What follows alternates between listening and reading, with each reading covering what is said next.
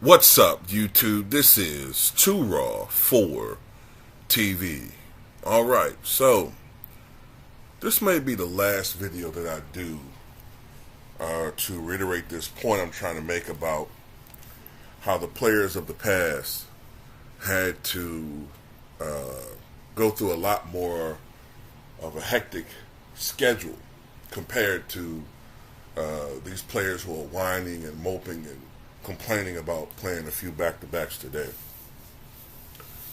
Of course, I'm basing this on the excuse that the Dick Licks have been making as of late. This last loss, you had Nick Wright and Shannon Sharpe and some others, especially Nick Wright, even ESPN tried to make the excuse that the Lakers lost to the Clippers more because of a scheduling problem. Can you believe that? Scheduling problem. Oh, because they played a back-to-back. Never mind that the Lakers have had fewer back-to-backs than any other team in the NBA.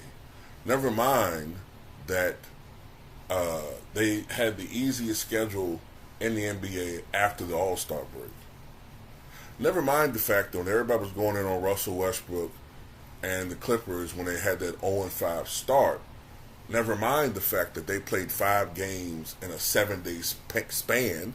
No one wanted to hear anything about scheduling issues back then, but now they want us to feel sorry for the Lakers because they had 12 back-to-backs this year, and them hard. So just to do a slight recap of the teams I've talked about before, the 1971-72 Lakers, compared to this Lakers team that has had 12 back-to-backs, they had 24 back-to-backs. 24. And as amazed as I was at that, I went back to the 1969 Boston Celtics, the last championship team for the Russell era. They had 34 back-to-backs during the regular season and 2 back-to-backs in the playoffs. So now I'm going to talk about the 1961-62 Philadelphia Warriors. They're not an all-time great team, but they did have an all-time great player, Wilt Chamberlain, who had an all-time great season. That year, Wilt Chamberlain averaged 50.4 points per game, to go along with 25.7 rebounds per contest. That year, before I go further, I want to see what their record was. I know they made the playoffs that year.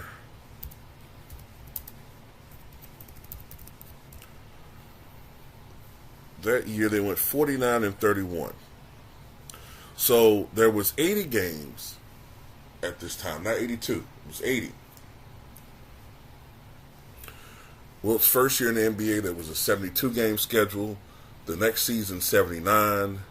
And his third year, which is 61-62, the schedule had expanded over to 80 games. So there was 2 fewer games than there are today.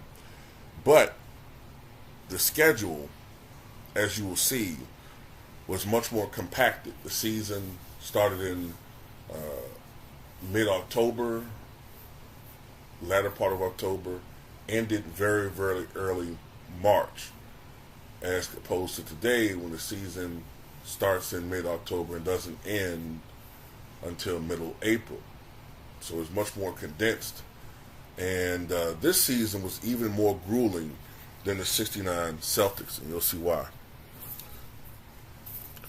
They had 39 back-to-backs during the regular season. 39 back-to-backs and 4 back-to-backs in the playoffs. 4. So I'm going to go through this season because I want to name the games in which I thought were notable. Okay? They started off the season playing 3 games in a row, October 19th, 20th, and 21st of 1961. All right? Then they played 3 games in a row again from November 17th, 18th, and 19th of 1961. Then in December, from the 8th, 9th, and 10th, they had 3 games in a row again of 1961. Then a few days later, December 12th, 13th, and 14th, another stretch where they played 3 games in a row.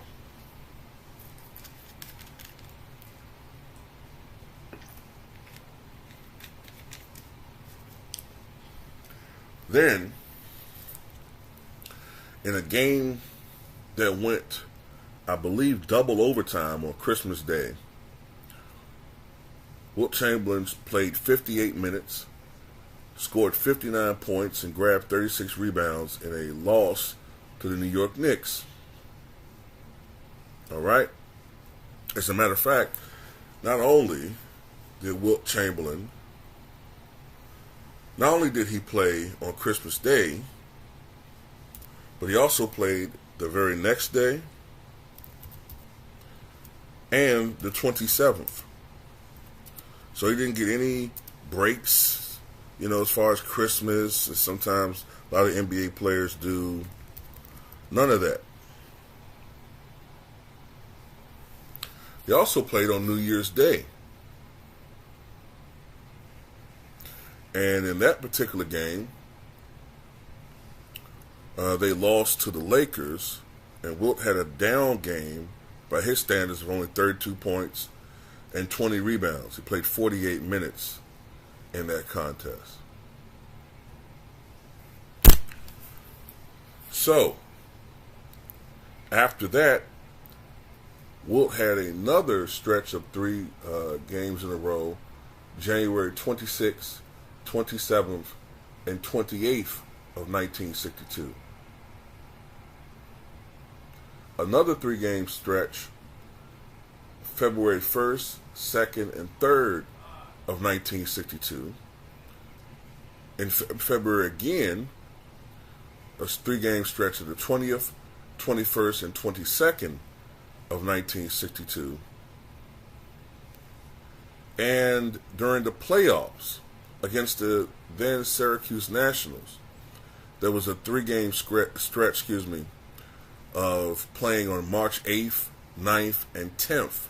3 games in a row, back-to-backs against the Syracuse Nationals. And they had a back-to-back March, I think it was March 27th and 28th against the Boston Celtics, who they eventually lost to in the second round. Now, this is what I really want to make a point about. I skipped this. Back in February, they had a 4-game stretch. 4-game. When they played February the 8th, February the 9th, February the 10th, and February the 11th of 1962.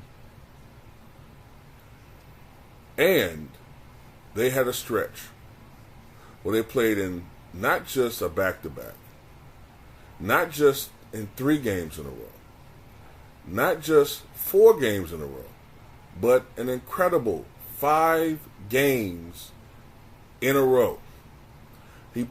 They played, I say he because he's the best player on the team, but they played January 17th, 18th,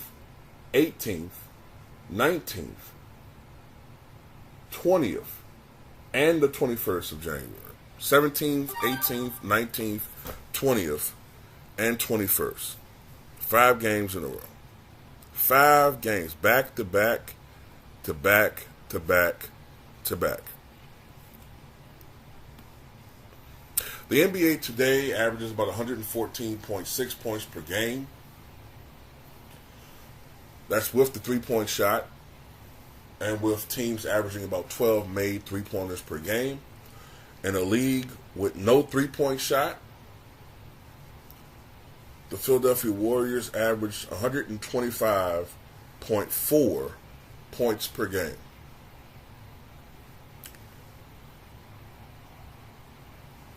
Pace on average this year is around, I think, 99.8 on average. The Sacramento Kings, their pace is 100.4 last I checked. Well, the 61 Warriors had a pace of 131.1. That's how fast they were going up and down the court. And they're playing back-to-backs 39 times. Multiple back-to-back-to-backs. One stretch actually two stretches of at least 4 games in a row. And one stretch where they played 5 games in a row. By this, I can say without hesitation, Wilt Chamberlain was the most well-conditioned athlete in the history of the NBA. There's no doubt in my mind that he's a more dominant athlete than Shaquille O'Neal. Shaquille O'Neal would have collapsed from a heart attack playing back then. He wouldn't be able to do it. The man, the one year when he played 40 minutes a game in a far slower era, he said it damn near killed him. This is a guy that was coming into shape, horrible, coming into training camp, 395 pounds, had to work into getting into shape, getting down to maybe 360 over the course of a season, still overweight, but, by his standards, good enough to be in shape to play basketball. No, man. At the end of the day, there's no doubt in my mind, Wilt Chamberlain was a rare athlete. And I understand now when he said, him playing 48 and a half minutes a game, he said they tried to kill me.